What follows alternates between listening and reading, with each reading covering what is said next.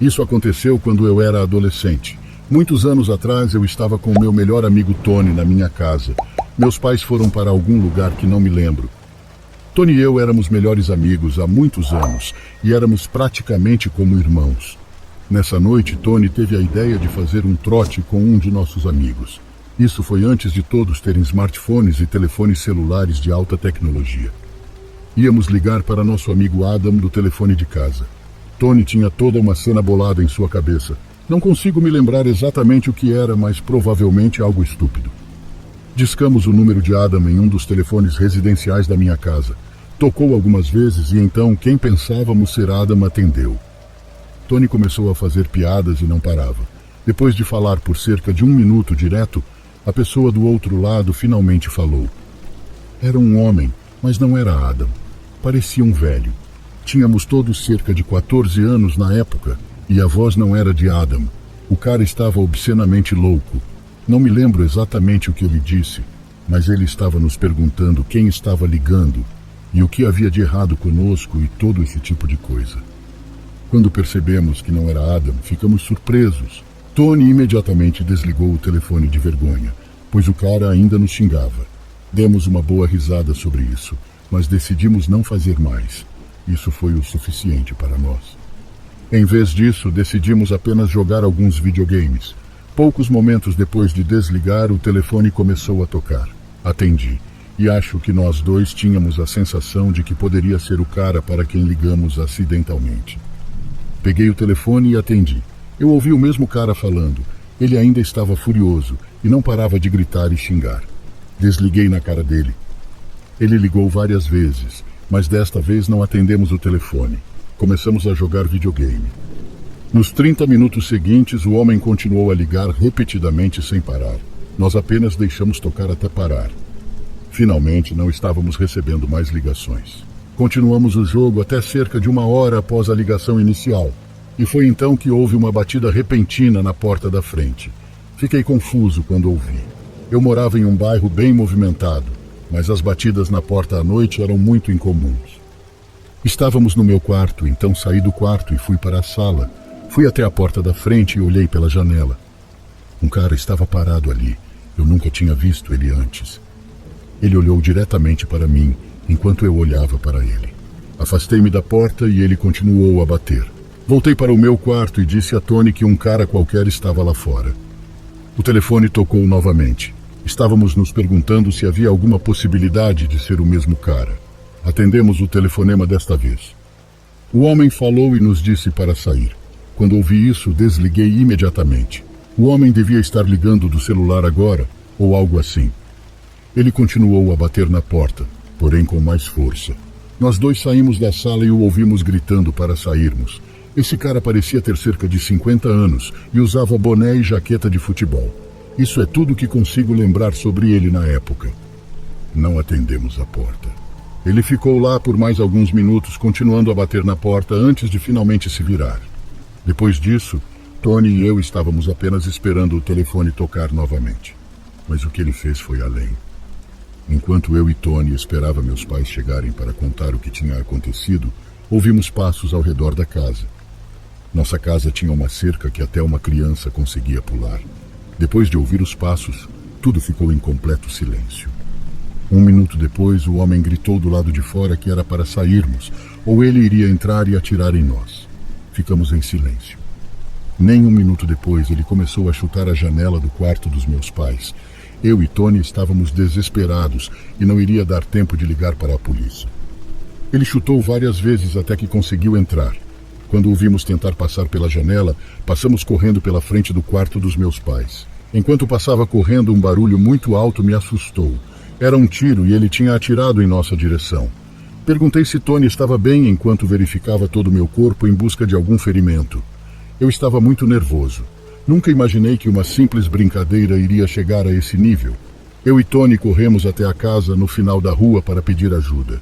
Quando entramos, uma senhora nos ofereceu água e o telefone para ligarmos para a polícia. Quando liguei para o 911, a mulher me disse que já haviam denunciado e que a polícia estava a caminho.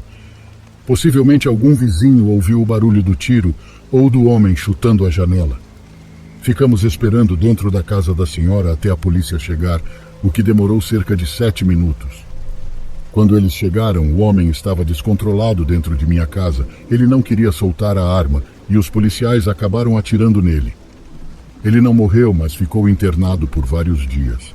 Ele estava sob efeito de álcool e destruiu minha casa. Quando os policiais chegaram, ele estava juntando algumas coisas na cozinha para atear fogo. Felizmente chegaram antes que ele o fizesse. Nesse momento, já tinha ligado para meus pais e eles estavam a caminho.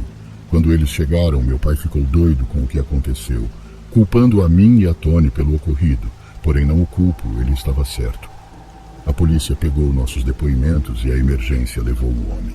Meu pai prestou queixa e a tarefa de organizar a casa, agora toda destruída, ficou por minha responsabilidade. Meu quarto foi o mais afetado, mas felizmente eu e Tony saímos vivos naquele dia.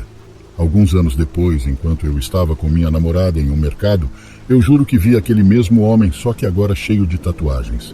Ele não me reconheceu, porém eu sim. Nunca esquecerei o rosto dele.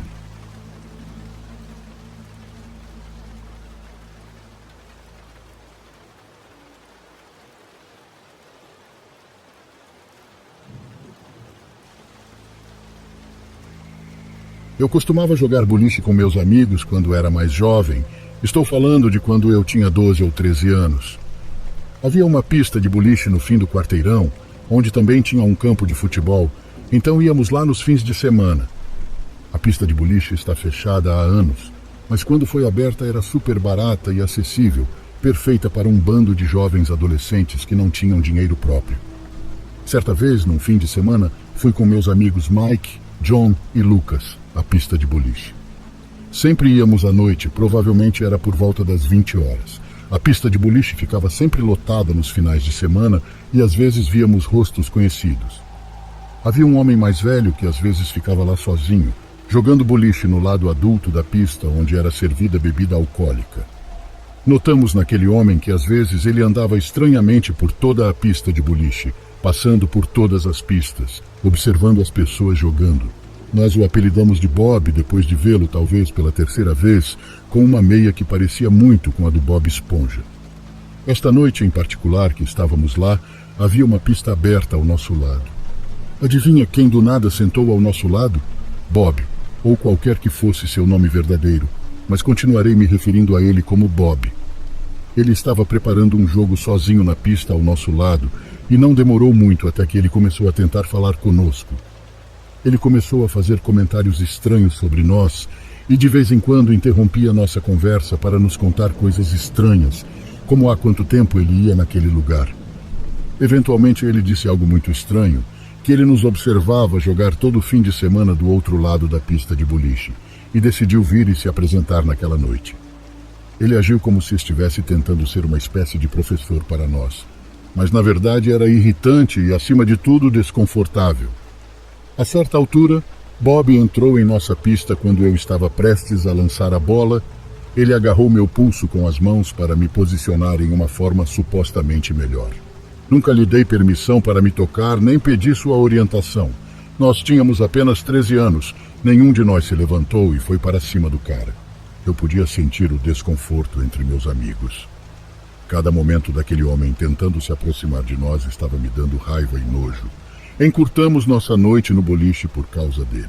Usamos o dinheiro que teríamos usado em mais jogos para comprar pizza em uma pizzaria mais longe do quarteirão.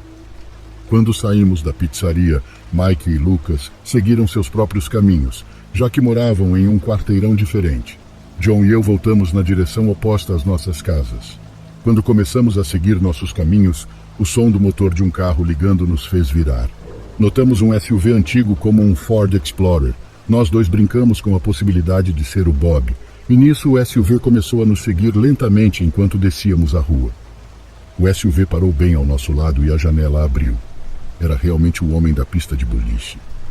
Ele disse pela janela que poderia nos oferecer uma carona para casa. Dissemos não, obrigado.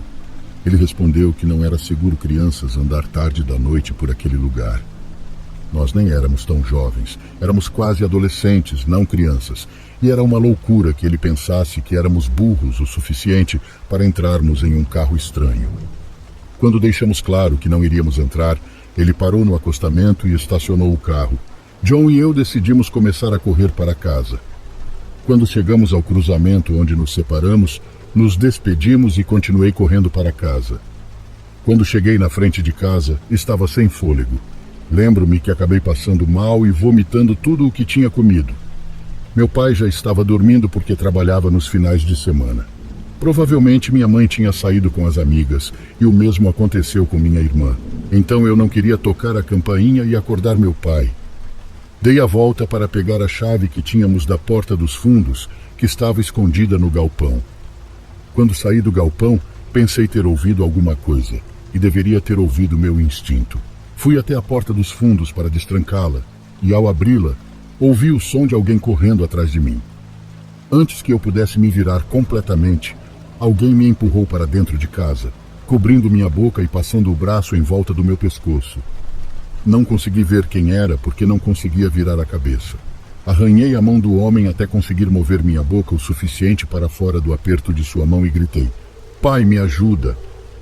Eu tinha apenas 13 anos, mas fui capaz de lutar o suficiente para fazê-lo perder o controle algumas vezes, permitindo-me gritar enquanto eu tentava dar murros em seu rosto. Isso, sem dúvida, o assustou e ele finalmente me soltou e correu para fora.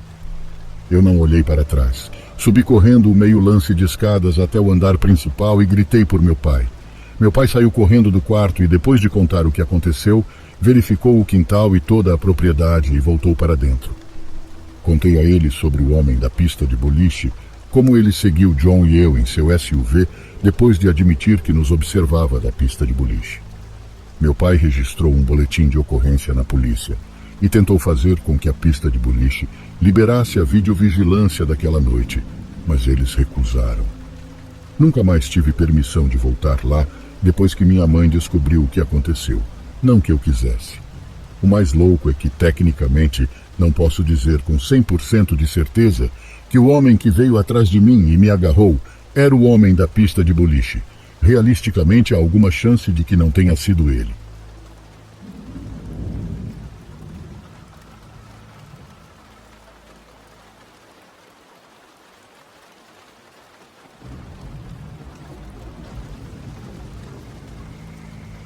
Muitos anos atrás, quando minha cidade era basicamente de terra, minha mãe tinha como vizinha uma mulher que tinha a característica de gostar de dormir muito, muito tarde. Ela trabalhava criando roupas até tarde e minha mãe constantemente ouvia sua máquina ligada até às 4 da manhã. Uma conhecida costumava lhe dizer para não ir para a cama tão tarde, pois isso, além de ser prejudicial à sua saúde, poderia em algum momento fazer com que ela presenciasse alguma presença de alguém que não pertencia a este mundo. A conhecida que disse isso foi basicamente minha mãe, tentando assustá-la. A senhora ignorou totalmente minha mãe e seguiu sua rotina noturna. Então o tempo passou e uma daquelas noites, enquanto trabalhava, a senhora ouviu uma batida na sua janela. Porém, o estranho é que ela morava no segundo andar.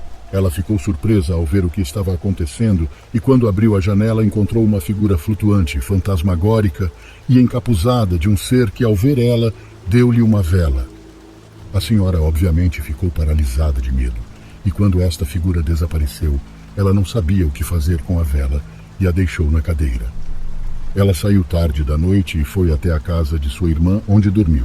Quando sua família foi à sua casa na manhã seguinte, eles perceberam que, na realidade, aquela vela era um osso pertencente a um membro humano. Entregaram o osso às autoridades e pediram a presença do próprio padre que abençoou a casa. Mas o horror foi tanto que a senhora saiu de lá o mais rápido que pôde e nunca mais se ouviu falar dela. Se você costuma ficar acordado até tarde, talvez deva reconsiderar, já que não se sabe se alguma noite você receberá a visita de alguém ou algo de outro mundo. Esse sempre foi o conselho de minha mãe e me causa medo até hoje.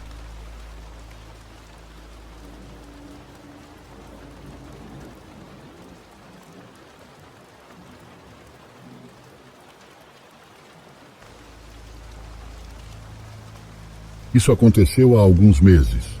Sou uma mulher de 24 anos e finalmente comprei um carro para mim. Adoro dirigir e ouvir música, e geralmente gosto de fazer isso sozinha. Na noite em específico eram por volta das 19 horas na época de inverno. Nessa viagem em particular, levei 2 de meus irmãos comigo, minha irmã de 18 anos e meu irmão de 13. Os levei comigo depois de seus constantes apelos, porque estavam muito entediados dentro de casa. Eu sou fumante e venho de uma família no sul da Ásia. As mulheres não devem fumar. Então aproveitei essas oportunidades para fumar um pouco, sem me preocupar se meus pais me pegariam. A cidade em que eu morava tinha algumas áreas ruins, mas morávamos em uma área suburbana tranquila, então não pensei 2 vezes em estacionar em algum lugar aleatório e sair do carro. Acendi um cigarro e comecei a fumar. Estava ficando bem escuro, mas eu não estava tão preocupada com isso. Passava por esta estrada com bastante frequência e não ficava longe da casa da minha tia.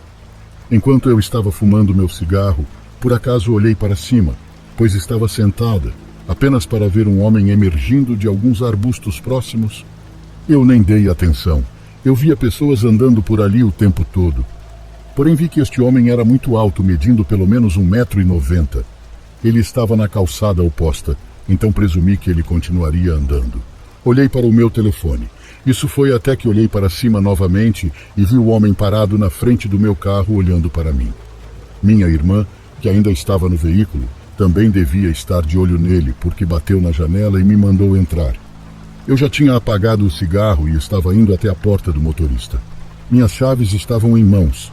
O homem estava parado ali, sem mover um único músculo. Entrei e tranquei imediatamente as portas. Dei um suspiro de alívio. Este homem não tinha feito nada, então pensei que talvez estivesse exagerando sem motivo. Ao colocar as chaves na ignição, olhei para cima para ver onde o homem estava agora. Ele não estava mais parado na frente do meu carro. Olhei pelo espelho retrovisor e pude ver que ele estava parado atrás do veículo. Ele estava tirando fotos da minha placa. Abaixei um pouco a janela. Eu pude ver seu rosto um pouco mais claro agora, e ele parecia ser um homem indiano com uma barba muito espessa e um capuz cobrindo a cabeça, obscurecendo algumas características de seu rosto. Tentei falar com o homem da forma mais educada possível. Com licença, senhor, o que você está fazendo? O homem veio em direção à minha janela, mas manteve distância. Ele parecia estar muito nervoso. Você sabe quem eu sou? Claro que eu não sabia quem ele era. Eu não sabia se ele estava fazendo uma pergunta retórica ou não. Tenho muita merda acontecendo em minha cabeça e não preciso que você estacione aqui e me observe. Você parece muito suspeita de estacionar aqui aleatoriamente com seus 2 amigos. O que você pensa que está fazendo me observando? Deu fora daqui. Eu ri nervosamente. Eu estava tentando manter a calma. Eu não entendi nada do que estava acontecendo. Sou uma mulher muito pequena que já ouviu muitas vezes que ainda parece uma criança. Estávamos todos de pijama e eu claramente estava cuidando da minha vida. Olha, cara, só estacionei aqui para fumar. Eu venho aqui o tempo todo. Eu moro perto, eu disse. Foi então que o homem foi até minha janela e enfiou os dedos pela fresta. Ele forçou minha janela para baixo, empurrando com as mãos. Ele agora estava gritando a plenos pulmões. Saia daqui ou eu vou matar vocês. Gritei de terror e disse-lhe para me deixar em paz. Eu menti que tinha 2 filhos no banco de trás e ele os estava assustando. Ele então ficou ainda mais irritado. Se você não sair daqui agora, juro que vou te matar. Eu podia ver nos olhos dele que ele estava falando a verdade, então peguei e dei-o fora dali o mais rápido que pude, quase batendo o carro. Voltei para casa onde todos nós praticamente seguimos nossas vidas. Porém todos assustados e não querendo falar sobre o ocorrido com nossos pais. Na manhã seguinte acordo com minha irmã batendo na minha porta às 6 da manhã. Perguntei-lhe o que aconteceu e ela me mostrou uma notícia na internet. Haviam achado um corpo de uma jovem poucos metros de onde eu estava fumando na noite passada. E o mais aterrorizante é que o indiano era o assassino da moça de 22 anos. Não sei se fiquei cara a cara com a morte naquela noite, mas creio que sim. Depois desse dia, nunca mais fiquei de costas para nenhum outro lugar e nem parei em outros lugares para fumar.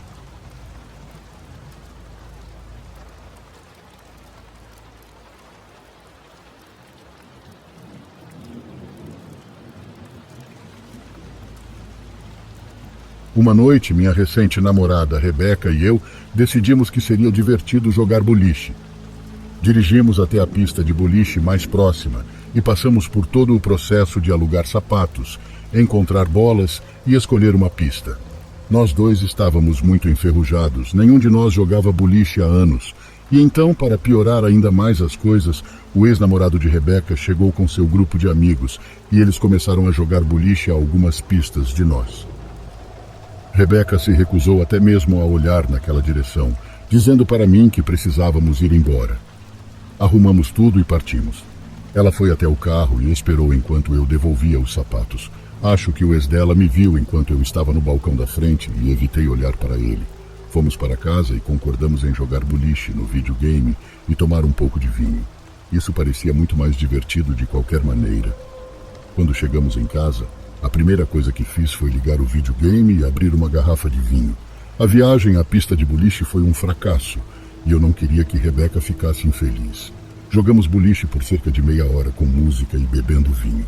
Acabou sendo muito mais divertido do que a pista de boliche. Quando abaixei o volume da música, algum tempo depois ouvimos algo vindo lá de cima. Perguntei se ela tinha ouvido também, e ela disse que sim. Desliguei totalmente a música e agora só havia silêncio. O som que ouvimos pode ser melhor descrito como um objeto pesado caindo no chão. Subi para investigar. Verifiquei todos os quartos com as luzes acesas.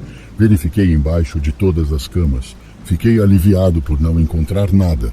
Na verdade, eu não esperava encontrar alguém na casa, mas naturalmente você precisa investigar se ouvir um som suspeito. Mesmo assim, me perguntei o que realmente fazia aquele som, porque não encontrei nada no chão. Depois de talvez mais meia hora jogando boliche no videogame, levamos nosso vinho para o quarto e finalmente adormecemos. Rebeca é bastante fraca para bebidas, então ficou bêbada facilmente, o que explica porque fui eu quem acordei no meio da noite e não ela. O que me acordou foi outro som claro e distinto de algo pesado caindo de cima. Mas agora estávamos lá em cima e mesmo assim o som ainda vinha de cima. Então, o que mais estaria acima de nós? O sótão. A porta do sótão fica do lado de fora da porta do meu quarto. É uma daquelas portas com um barbante que você puxa e desce uma escada de metal. Saí do quarto em silêncio para não acordar Rebeca. Fiquei embaixo da porta do sótão e escutei. A cada 5 segundos ou mais eu ouvia um leve rangido, como o peso de algo se movendo. Eu não queria assustar Rebeca, mas às vezes ouvia falar de animais entrando nos sótãos das pessoas. Fui pegar uma vassoura no armário para usar como uma possível arma se eu tivesse que me defender de um animal. Então, silenciosamente, abri a porta do sótão e subi. Parei no topo da escada. Estava tudo escuro. Eu ouvi rangidos. Era o rangido da cadeira de balanço de madeira que tínhamos lá em cima. Usei meu telefone como luz para iluminar a cadeira. Havia alguém sentado nela, balançando lentamente. Quase caí da escada. Eu queria voltar correndo e tirar Rebeca de casa. Eu queria fazer qualquer coisa, menos me aproximar daquela pessoa. Entretanto, acabei gritando: "Quem é você?" O balanço parou e o homem se virou para olhar para mim. Ele começou a fazer um som de gargarejo e rosnado. Ele se levantou e foi então que desci correndo a escada e empurrei a porta do sótão para cima. Gritei para Rebeca chamar a polícia até ela acordar. Fiquei embaixo da porta do sótão, evitando que ela fosse aberta enquanto o homem tentava arrombar a porta com um chute. Ele finalmente parou e ouvi a risada perturbada de uma pessoa mentalmente doente. Ele falou em outro idioma, parecia russo. Eu senti como se meus braços fossem cair segurando a porta do sótão esperando a polícia. Quando eles finalmente chegaram, Rebeca desceu para deixá-los entrar. A partir dali coube aos policiais subir até lá e retirar o homem.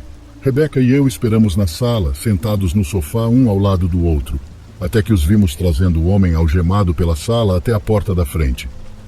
A maneira como o homem olhou para mim disse tudo. Ele era uma pessoa perigosa e mentalmente doente. Seu olhar estava cheio de ódio e naquele momento ele mataria qualquer um. O que quer que tenha acontecido com ele, não sabemos. Não apresentamos queixa civil, mas tenho certeza de que ele foi acusado criminalmente se não o considerassem louco. Isso aconteceu no verão, quando mantemos as janelas abertas, e é muito provável que ele tenha se espremido por uma das janelas do quintal. Não sei por que ele escolheu nossa casa. Podemos ter sido apenas a casa azarada que ele encontrou.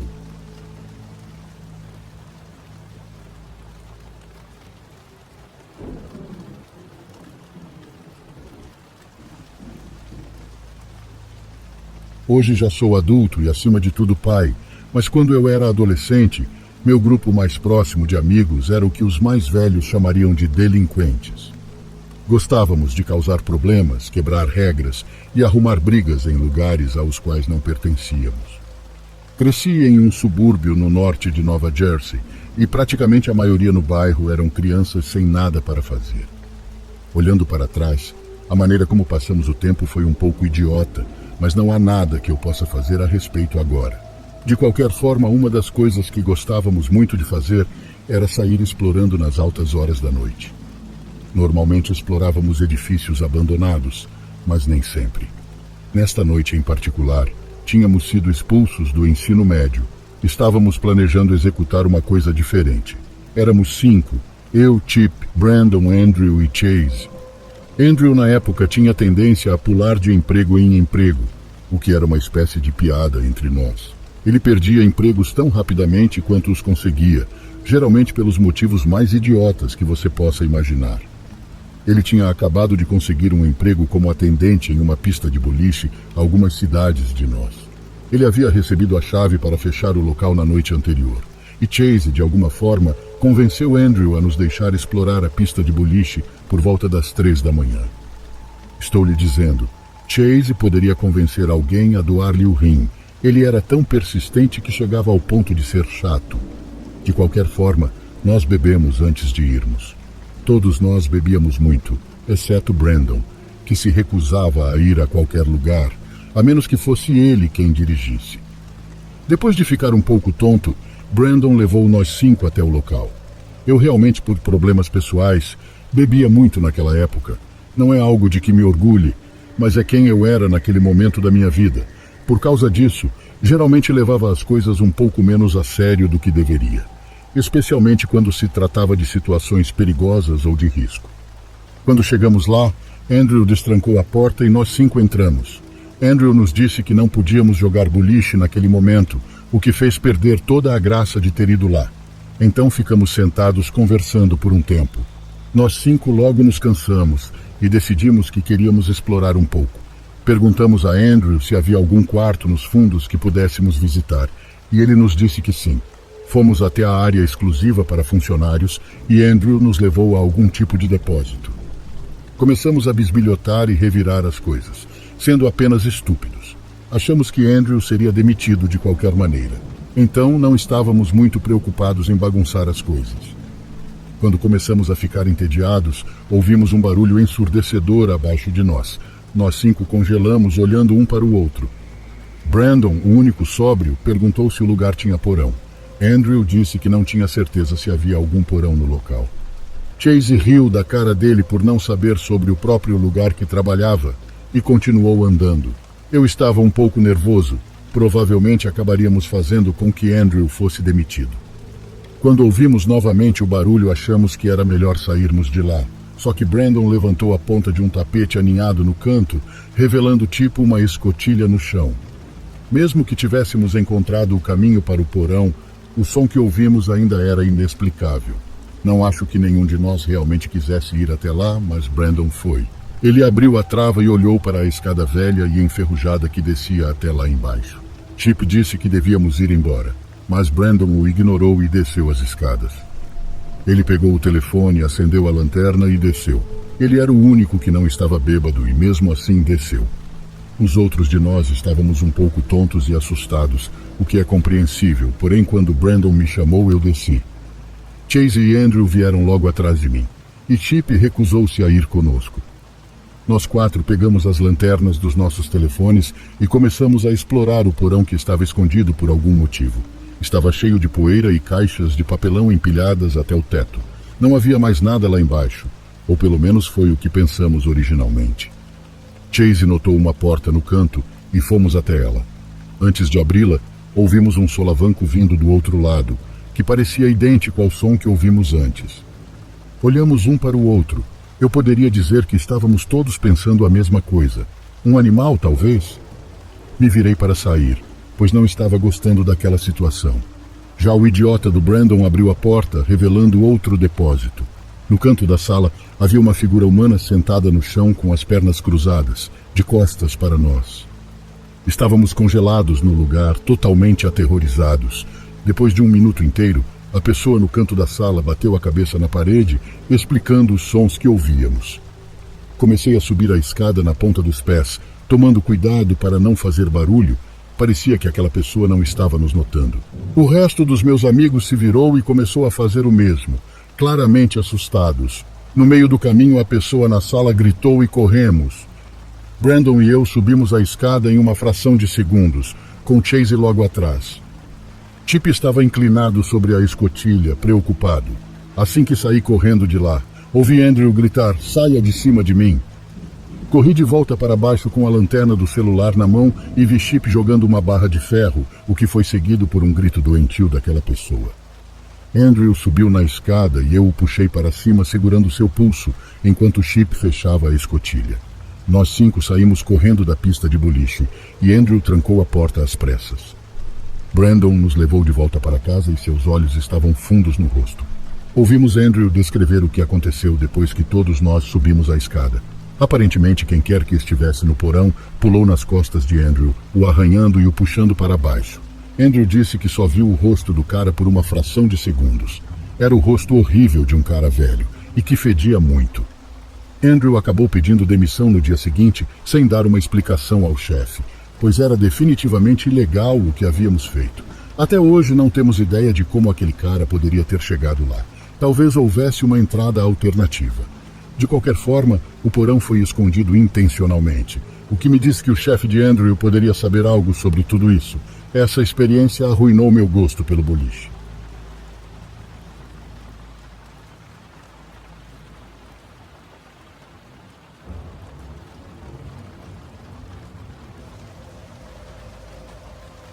Era 2008.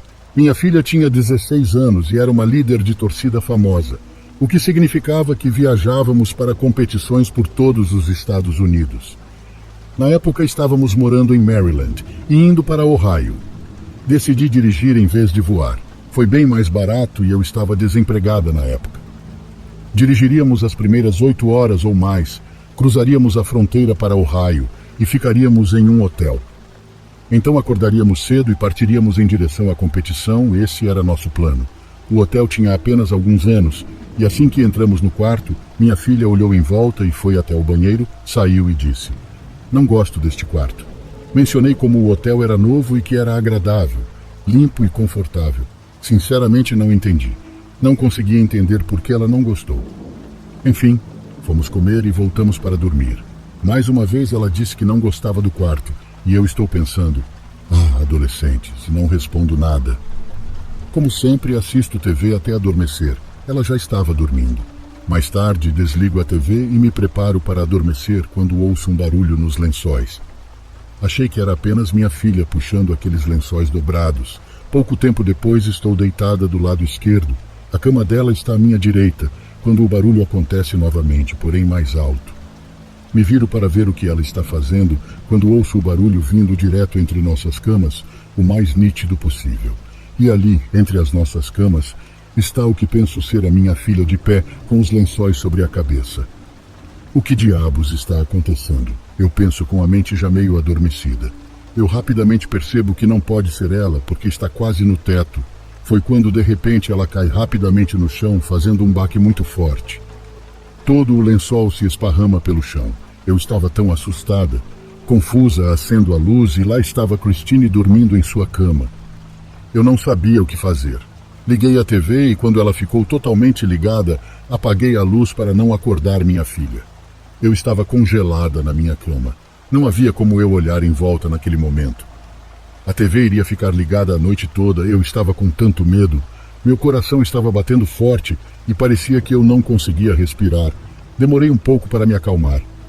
Fiquei acordada por muito tempo, com meus olhos examinando constantemente o quarto.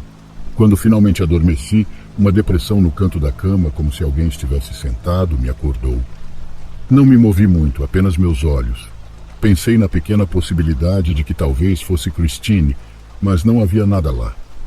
Mais uma vez volto a dormir. De manhã cedo, antes que o alarme soasse, senti alguém se curvando sobre mim. Tipo, você sabe, você pode sentir sem ouvir esse tipo de movimento. E então senti um beijo na minha bochecha. Eu congelei, abri os olhos e não havia nada ali. Não foi minha filha e muito menos outra pessoa. Nesse ponto era hora de partir. Então acordei minha filha e disse algo como: "Bom, estou pronta para ir." Fomos para a entrada com nossas malas, tomamos café, pois eram 6 da manhã. Enquanto estava à mesa, ela me disse que teve uma péssima noite de sono e que eu a mantive acordada. Me senti mal e pedi desculpas pela TV ligada. Mas quando ela me pergunta por que fiquei sentada na beira de sua cama durante a noite, ou por que eu a beijei na bochecha pela manhã, fiquei petrificada. Aconteceu com ela também e eu não sabia se contava. Acabei contando a ela sobre aquela coisa do lençol subindo e descendo, e ela me disse: "Eu disse que não gostei do quarto. Eu sabia que tinha algo ruim nele." Foi nesse momento que entendi por que ela não gostava do quarto. Não era porque ela fosse uma adolescente chata, mas porque sentia algo que eu não sentia. Ela me disse que quando entrou no banheiro, sentiu como se alguém tivesse morrido ali. Que alguém tirou a própria vida naquele lugar que era escuro e agourento. Também entendi que foi por isso que ela não fechou a porta nos momentos que esteve lá. Se ela tivesse me esclarecido o porquê não gostava do quarto, honestamente eu teria mudado de quarto. Mas aqui está uma parte ainda mais assustadora. Depois de discutirmos isso, vejo uma garota na recepção e decido ir até lá e perguntar se realmente já aconteceu algo naquele lugar, que não, aliás, não era um hotel velho, era novo. A funcionária perguntou: "Em que quarto você está?" Eu respondi 22 e ela ficou parada, olhou para mim, entrou na sala dos fundos e nunca mais saiu. Fiquei ali por 5 minutos e nada dela sair. Reunimos nossas coisas para ir embora e ela ainda não tinha saído. Quando estávamos saindo pelas portas de correr, eu a vi espiar pela porta. Foi tão bizarro. Ela estava brincando comigo? Nunca tive experiências paranormais, mas a que eu tive ficou comigo. Isso simplesmente me assustou. Minha filha definitivamente se prendeu a algo que não pude sentir ao chegar. Já contei essa história para muitas pessoas, mas Christine não gosta de ouvir eu falar sobre isso. Ela não discute sobre esse assunto. Para ela, acabou e pronto. A verdade é que eu sei que isso a assustou profundamente, e é por isso que ela não quer reviver isso de novo. Procurei recentemente sobre aquele hotel e não encontrei nada parecido com o que a gente viveu.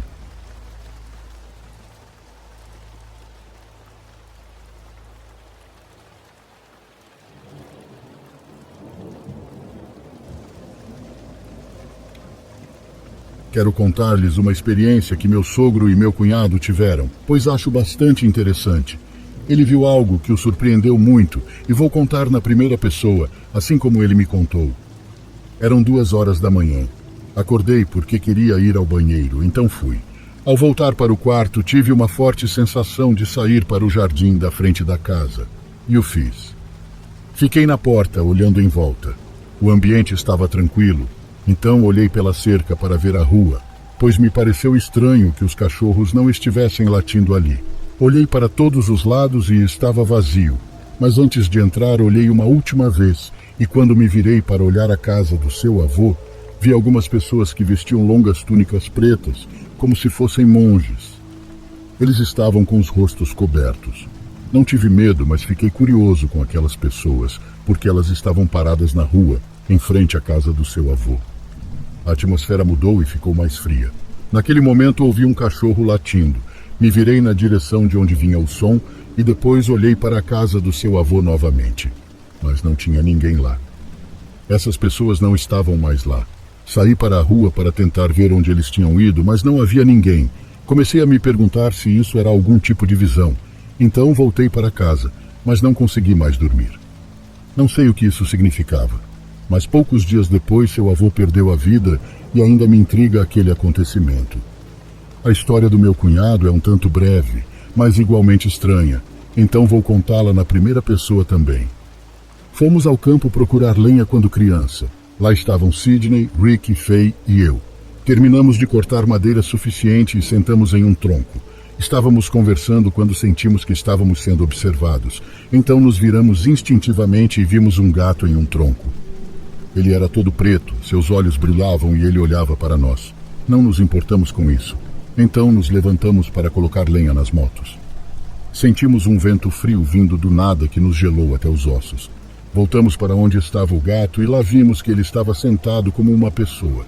Suas patas traseiras tocavam o chão e as dianteiras estavam apoiadas no tronco. Estávamos com frio assistindo isso. Sentimos alguma coisa muito estranha vindo daquele gato, então começamos a gritar para ele sair dali e coisas assim, mas esse gato não se mexeu.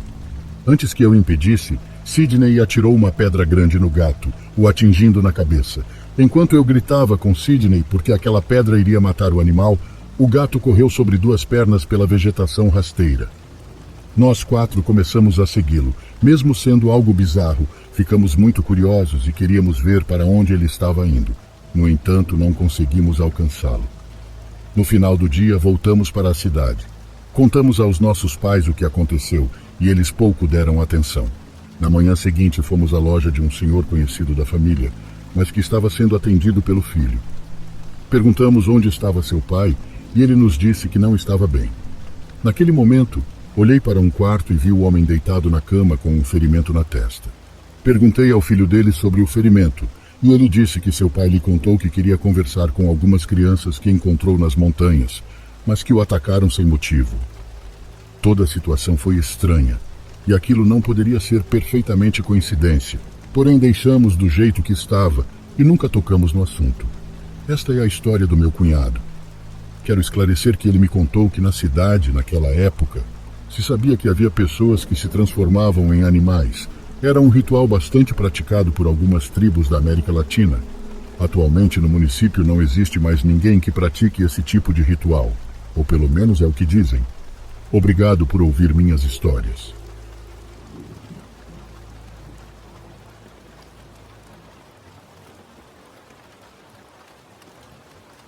História 1.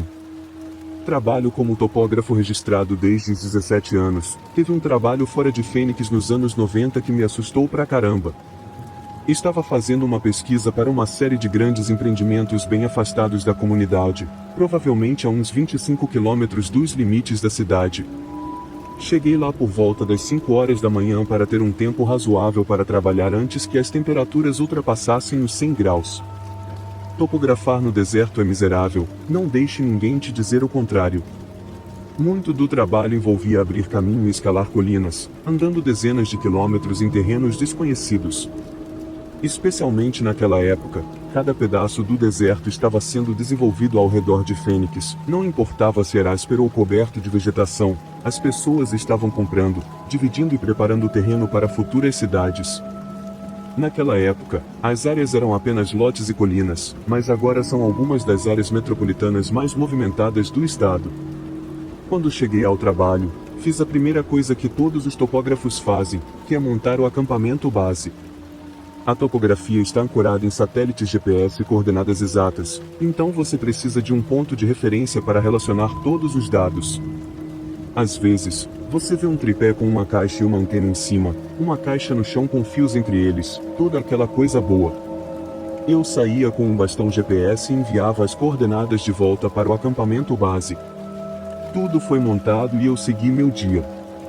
Era um terreno áspero e impiedoso, e o sol do Arizona batia em mim como um martelo em um prego.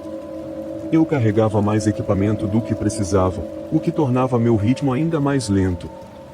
Detector de metal magnetizado, machado, martelo, facão, corda, pá de mão e, é claro, uma pistola calibre 32 escondida na bota, principalmente para cobras ou coiotes nas primeiras horas.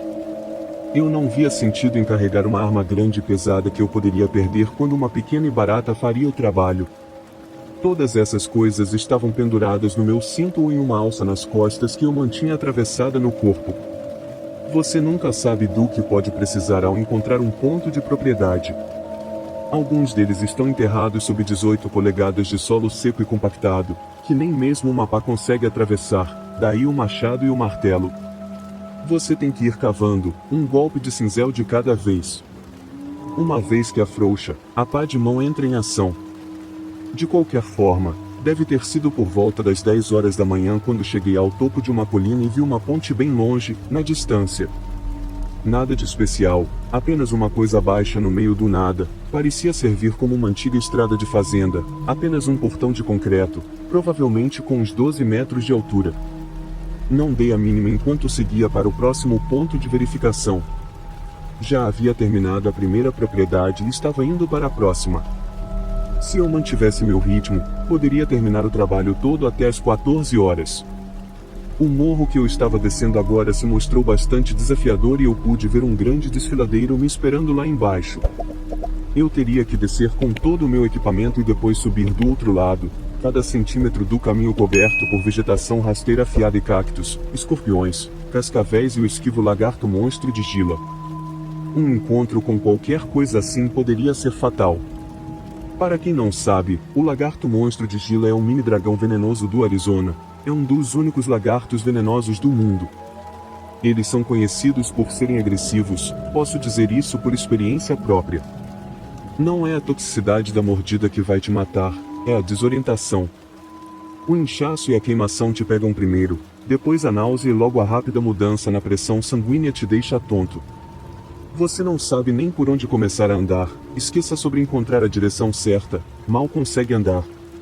Depois de ser mordido, voltar caminhando até o caminhão é impossível se estiver a mais de alguns quilômetros de distância. O sol vai te matar depois disso. Esse é o tipo de coisa que ocuparia minha mente quando eu passava por áreas particularmente densas e cheias de vegetação.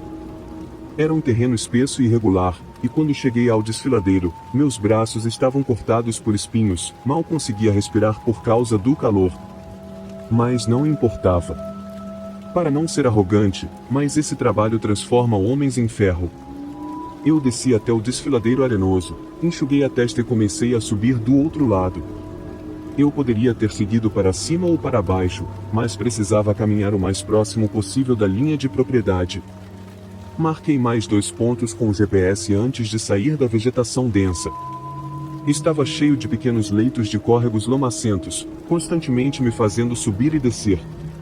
Quando me jogou numa poeira, eu estava pronto para uma pausa. E, com minha sorte, aquela ponte que eu tinha visto antes estava a apenas uns 400 metros dali. Era literalmente a única sombra disponível por sabe-se lá quantos quilômetros nesse deserto sem Deus. A ponte agora se tornou minha missão. Eu senti a pele do meu pescoço queimando tão rapidamente que ela estava apenas descascando ao invés de queimar. Removo o câncer de pele de alguma parte do meu corpo pelo menos uma vez a cada 2 anos, faz parte do negócio. Os caras pelos quais eu realmente me sinto mal são aqueles que não conseguem se bronzear. Eu fico escuro, mas alguns caras apenas queimam e queimam, perpetuamente rosados como um camarão cozido. Conforme me aproximo de acampamentos de pessoas sem teto no país, então eu estava acostumado a ver esse tipo de gente no meu trabalho, esse cara era diferente. Olhei de volta para o lixo, as estranhas escrituras por toda parte. Não sei porquê, mas isso me fez lembrar do filme O Exorcista. Os movimentos rápidos desse cara me lembraram de A Possessão. Ele foi até o equipamento que eu descartei e começou a fuçar nele. Dei o aviso mais sério que pude, todas essas coisas eram muito caras e a menos que ele quisesse problemas, era melhor deixá-las em paz. Ele deu de ombros e rosnou para mim, continuando a mexer nelas. Ele não pegou nada, mas examinou cada pequeno item como se cada coisa fosse o santo graal. Depois de satisfeito, ele enfiou a chave de fenda na calça, se abaixou de 4 e voltou a rastejar para dentro do lixo. Neste ponto, eu desci pela parede da ponte até estar novamente sob o sol. Eu o vi rastejar de volta para o lixo, levantar a tampa, mas ele continuou me observando. A tampa de plástico ficou aberta apenas alguns centímetros, e nas sombras, eu podia ver seus olhos e testa. Ele me observou o tempo todo enquanto eu recolhia minhas coisas. Contra o meu melhor julgamento, continuei. Terminei o trabalho à tarde. Circulei a ponte como sempre, a uma distância segura, variando entre 1 e 2 milhas. Pode apostar que fiquei de olho nesse estranho ou em qualquer outra pessoa se esgueirando por aí.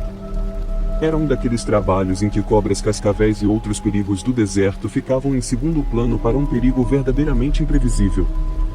Vi ele sair 1 ou 2 vezes, tendo acessos de raiva nas sombras sob a ponte. Em um momento, acho que ele estava jogando pedras contra a estrutura de aço. Quando alcancei minha última coordenada e comecei a voltar para o meu caminhão, vi algo ainda mais estranho. Meu novo amigo tinha empurrado o lixo para fora debaixo da ponte e aparentemente estava partindo.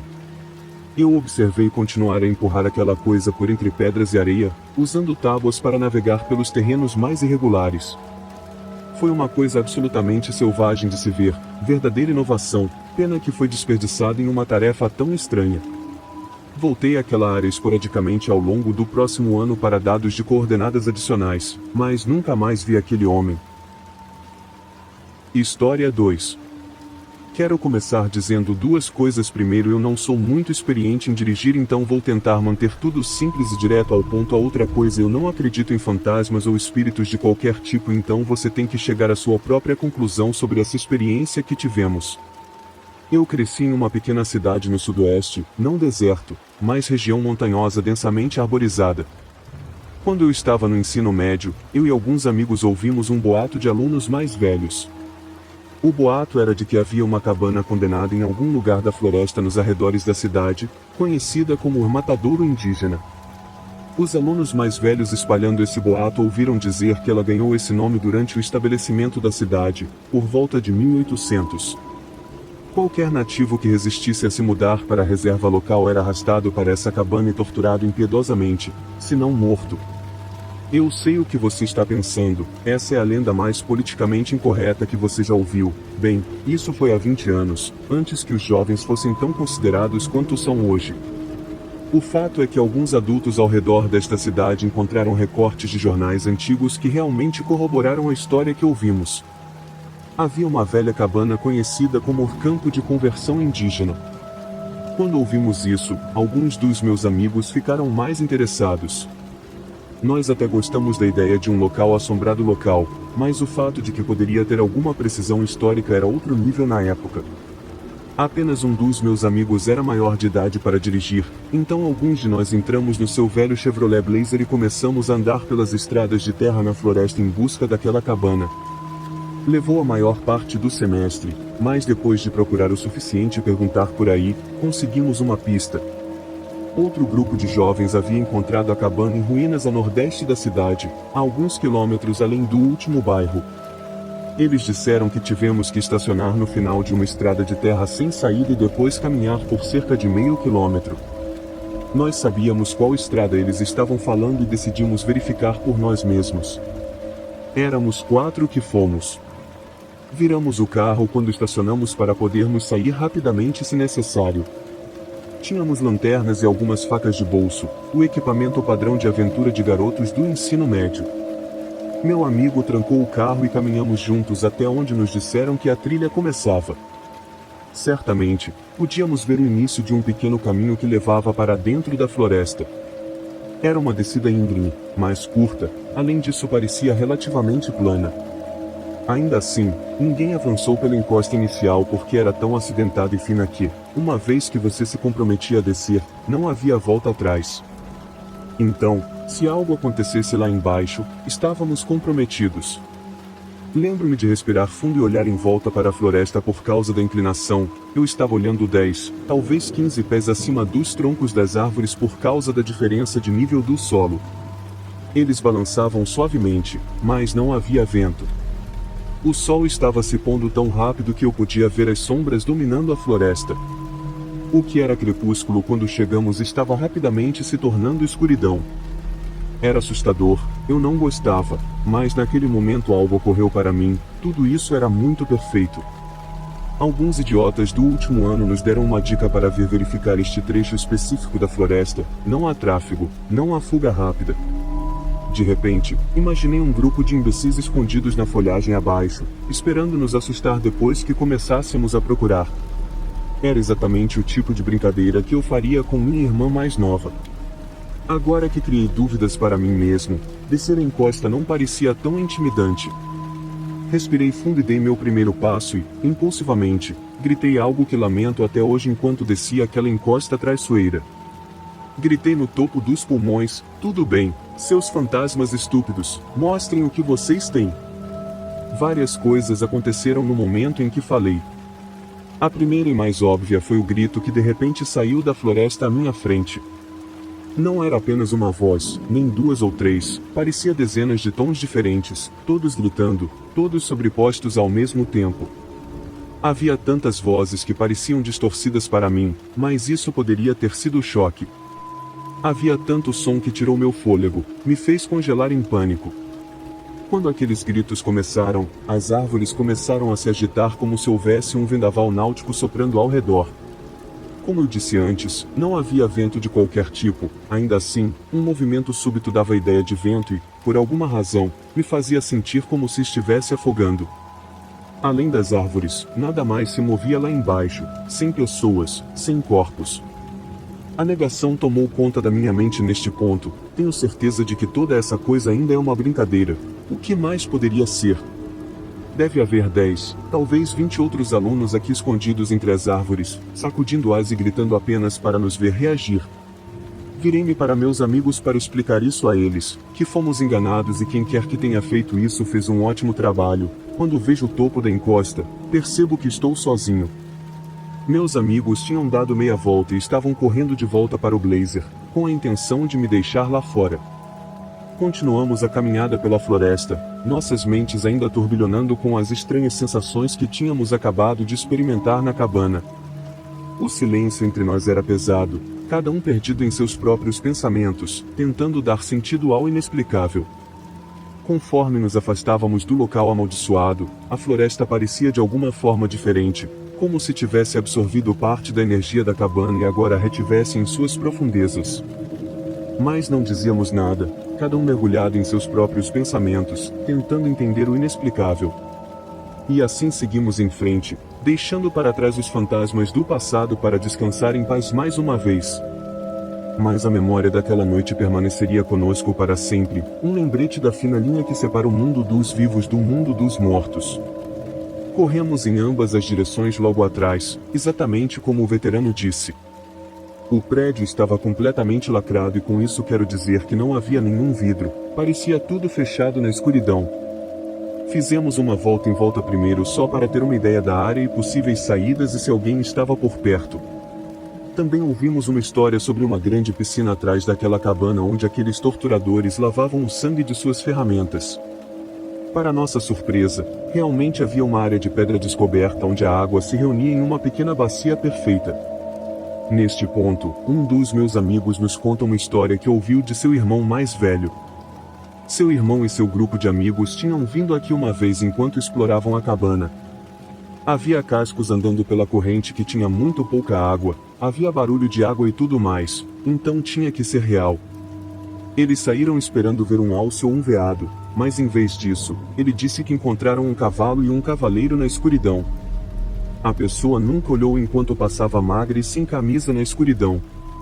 Naturalmente, todos eles pensaram que era o fantasma de um nativo americano.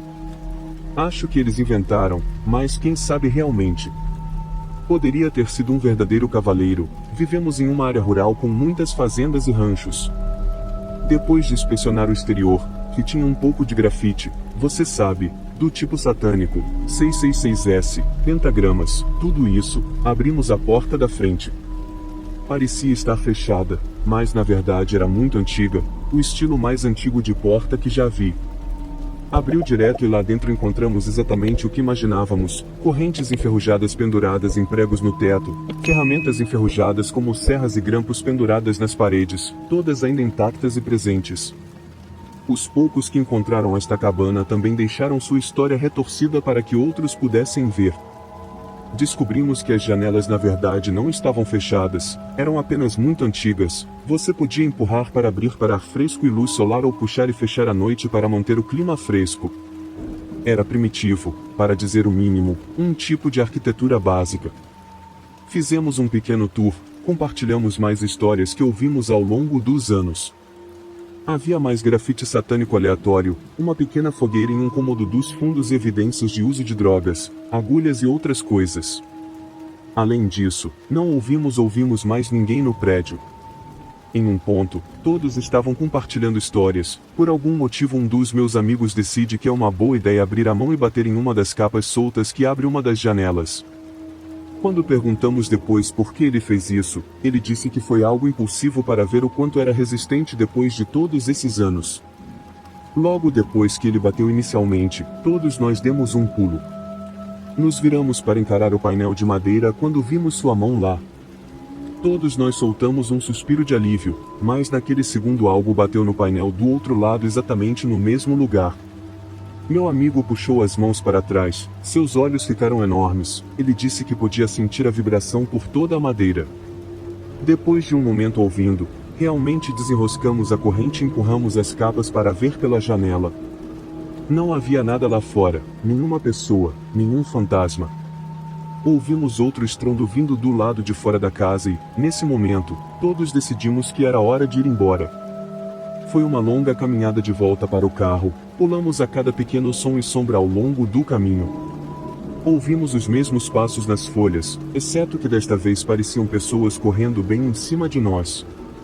Girávamos com a lanterna na mão e não víamos ninguém, nem mesmo uma folha fora do lugar. Chegamos à encosta da colina e desta vez permitimos que uma pessoa subisse de cada vez, o resto de nós ficando de guarda. Fui o último e corri pela crista o mais rápido que minhas pernas me permitiram. Chegamos ao carro e fizemos nossa fuga com pouco problema. A única outra coisa que aconteceu foi quando chegamos ao fim da estrada de terra que se cruzava com o asfalto, havia um esqueleto de alce completamente intacto deitado na estrada. Estava branco, limpo, claramente morto há anos. Aquela coisa não estava aqui 1 ou 2 horas antes quando passamos de carro. Essa era a única estrada para voltar à cabana, então estávamos certos de que tinha sido colocada desde nossa chegada.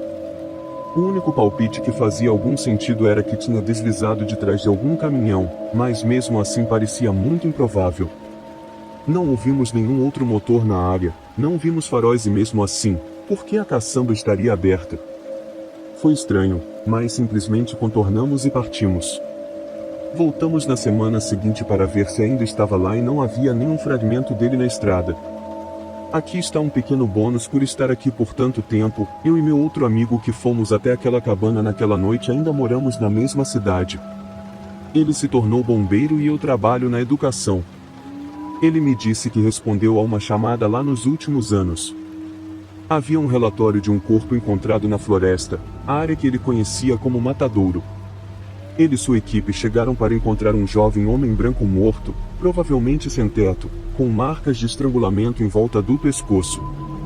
Ele estava a menos de 100 metros daquela cabana. Não tenho absolutamente nenhuma prova relacionando esse incidente ao outro, mas ambos pensamos que era muito estranho para ser apenas uma coincidência. A cabana desabou sobre si mesma nos últimos 10 anos e não tivemos tempo de voltar para visitar. História 3. Eu estava em uma viagem de trabalho há alguns anos e a maior parte dela me levou direto para o meio do nada.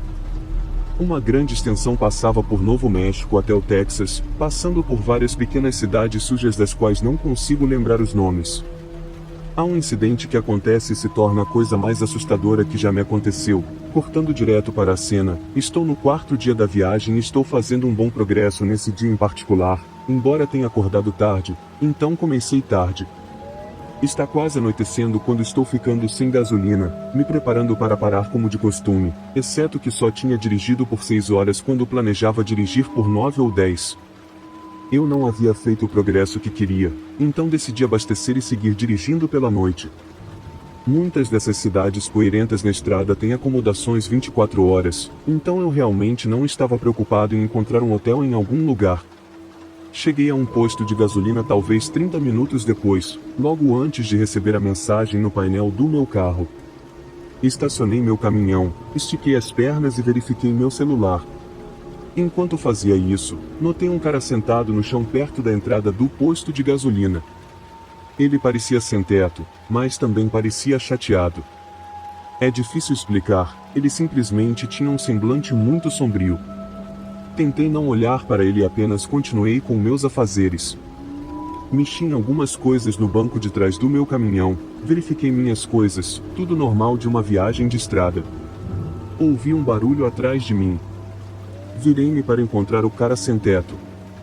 Aqui está a coisa, ele devia ter quase 2 metros de altura, o homem mais alto que já vi. Não era particularmente volumoso, apenas imponente, com características grandes, mãos grandes, nariz grande, cabeça grande, o resto dele estava sujo e magro. Ele tinha algumas coisas soltas, um cobertor e um braçado de itens variados. Ele me pediu uma carona com a voz mais profunda que já ouvi. Foi assustador no sentido de que me senti realmente impotente. Esse cara era tão grande que nem parecia humano para mim e ele queria um favor. Como diabos eu digo não a isso? Eu não acho que isso fizesse parte do plano dele, ele simplesmente usava seu tamanho para meio que forçar a resposta que queria. Mas não cedi, disse a ele, desculpe, estou no relógio e é um caminhão de trabalho, não são permitidos passageiros, e isso está escrito no seguro. Nada disso era verdade, mas parecia uma resposta oficial confusa. Imaginei que me daria uma desculpa para qualquer outro pedido futuro. O cara apenas acenou com a cabeça e saiu do meu caminho. Me desculpei novamente e disse, passei por vários veículos indo para cá, com certeza alguém vai te ajudar. Entrei em pânico para sair daquele monstro de homem. Apenas entrei na loja de conveniência para pagar pelo meu gás pessoalmente. Parecia uma coisa perfeitamente lógica a se fazer, quando na realidade eu estava apenas criando etapas para poder estar perto de outra pessoa. Peguei um grande pacote de carne seca, uma garrafa de refrigerante e 16 galões de gasolina premium. Perguntei sobre o cara lá fora e o atendente deu de ombros, então segui meu caminho alegremente. Quando voltei para o meu caminhão, aquele cara não estava em lugar algum, nem mesmo perto da porta. Coloquei minhas coisas no caminhão e derramei a gasolina no tanque, fiquei de olho em todas as direções atrás daquele carona de 2 metros de altura. Não o vi, então continuei dirigindo até às 21 horas, algo assim. Finalmente estava cansado e havia percorrido a distância que tanto desejava. Cheguei a uma cidade de fronteira, consegui um quarto de hotel e até encontrei um pequeno barzinho que ainda estava servindo jantar. Era um lugarzinho sujo e meio que tentava ser italiano, construído dentro de um trailer duplo, tinha uma luz vermelha baixa, uma decoração vagamente racista nas paredes, mas era aconchegante e a comida cheirava incrível saindo da cozinha. Me acomodei, pedi uma cerveja e simplesmente fiquei distraído no meu celular. Pelo meu cálculo, ainda havia percorrido um pouco mais de 200 milhas desde que parei naquele posto de gasolina. Estava bem no horário, tudo estava bem. Enquanto eu olhava o mapa, ouvi passos incrivelmente pesados rangendo pelas escadas e até a varanda daquele bar e grill. Eles se dirigiram para a porta, que se abriu. Vi a silhueta daquele cara sem teto que estava na estação, tudo o que pude ver foi seu peito e ombros, porque sua cabeça estava muito alta para a moldura da porta. Ele se encurvou e se arrastou para dentro do bar, fechando a porta atrás de si. Ninguém realmente disse nada, mas todos lhe deram um olhar persistente enquanto ele se dirigia ao bar. Não pensei muito nisso a princípio, até me lembrar da distância que havia acabado de percorrer. Esse cara deveria estar sentado sob uma luz fluorescente piscante a algumas 200 milhas atrás de mim, e no entanto, aqui ele estava, como se tivesse viajado no banco do passageiro do meu caminhão. Foi então que entendi. Assisti enquanto o bartender dizia a ele que ele podia escolher qualquer mesa que quisesse. O cara escolheu uma bem na minha frente, praticamente me encarando com um sorriso por cima do meu telefone. Quando tivemos nosso encontro no posto de gasolina mais cedo, esse cara deve ter subido na caçamba do meu caminhão quando saí da estação de gasolina. Eu devia estar tão assustado que estava olhando ao redor, mas não inspecionei meu caminhão de verdade. Ele provavelmente apenas deitou plana durante todo o caminho e eu não fazia ideia. Ele me deu um piscar de olhos como se confirmasse meu raciocínio interno. Literalmente não havia outra maneira lógica de ele estar ali. Devorei a comida que pedi, tomei uma cerveja e saí do bar o mais rápido possível. O carona comeu um grande prato de espaguete de maneira verdadeiramente psicótica, apenas me encarando o tempo todo. Foi uma noite longa e sem sono no meu quarto de hotel, apenas olhando para fora pelas persianas, certificando-me de que aquele estranho não estava dormindo no meu caminhão ou me perseguindo de alguma forma. Não o vi pelo resto da noite, mas isso não significava que ele não estava por perto. Quem sabe, talvez ele tenha conseguido uma carona com outra pessoa, talvez ele apenas quisesse me perturbar. De qualquer forma, nunca mais quero encontrar aquele fantasma de 2 metros de altura novamente. História 4. Isso vai parecer falso, mas eu prometo que não é. Depois de se formar na faculdade, meu irmão mais velho queria passar o fim de semana acampando no Lago Bessa, nos arredores de Napa, na Califórnia. Sua namorada na época, Shannon, disse que poderíamos usar o barco do nosso padrinho, então engatamos e partimos em direção às Penny Flat para atracar. A margem deste lago é cercada por colinas arenosas e penhascos rochosos em um vale em forma de tigela. Não é exatamente fácil descer em algumas áreas. A paisagem tem muitas árvores e o lago é muito grande, então é possível não ver ninguém por perto após o pôr do sol. As pessoas geralmente amarram seus barcos e acampam nas margens. Nós nos dirigimos para o sudeste e encontramos um bom lugar. Nadamos por mais de 1 hora ou 2 e depois jantamos. Acho que devia ser por volta das 19 horas ou talvez 20 horas, porque o sol estava se pondo, o lago estava calmo e lindo.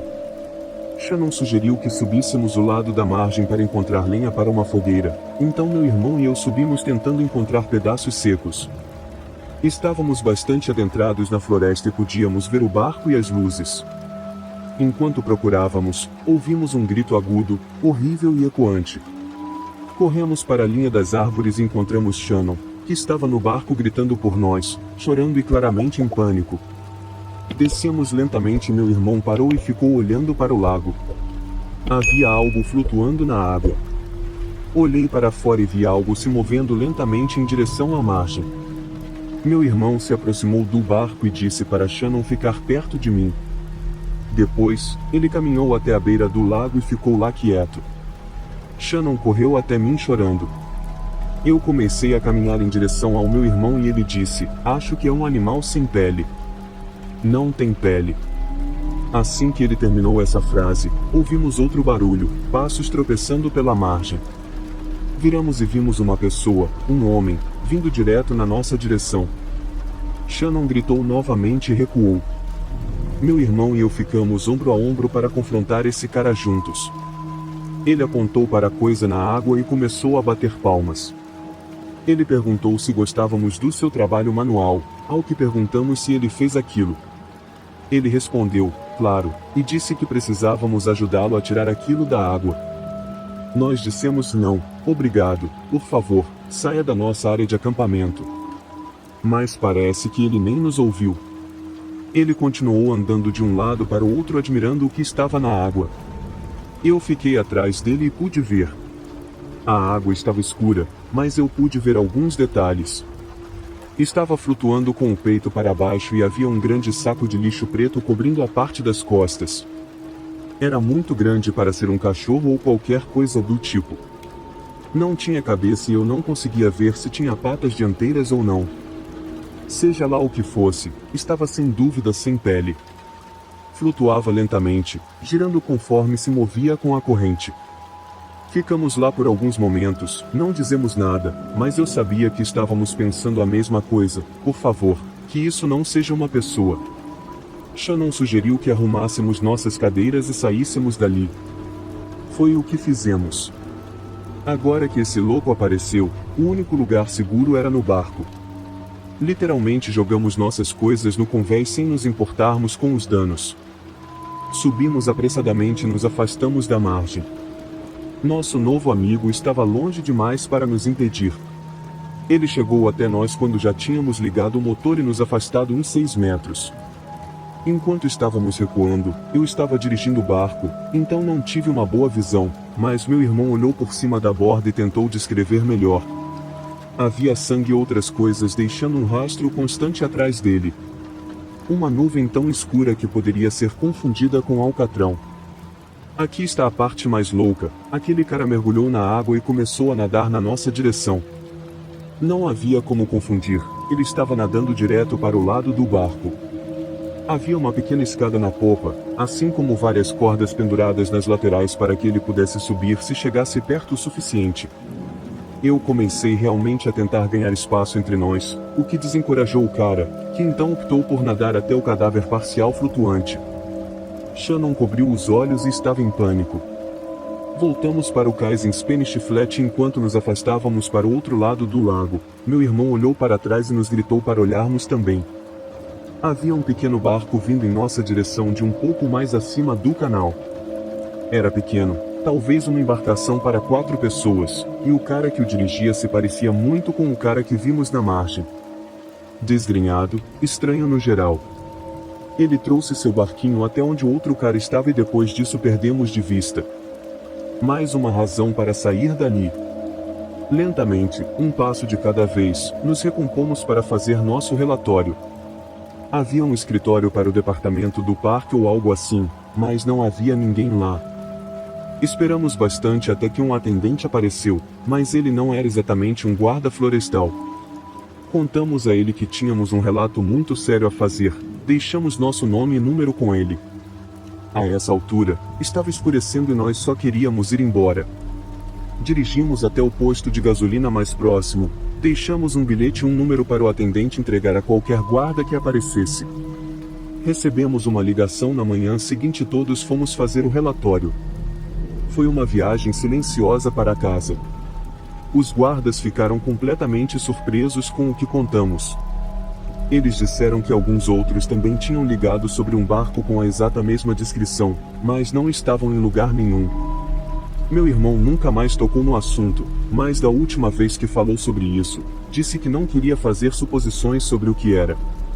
Você teve uma visão melhor do que eu, mas não voltamos para aquele lago por mais uma década ou algo assim. Ainda me perturba pensar sobre isso.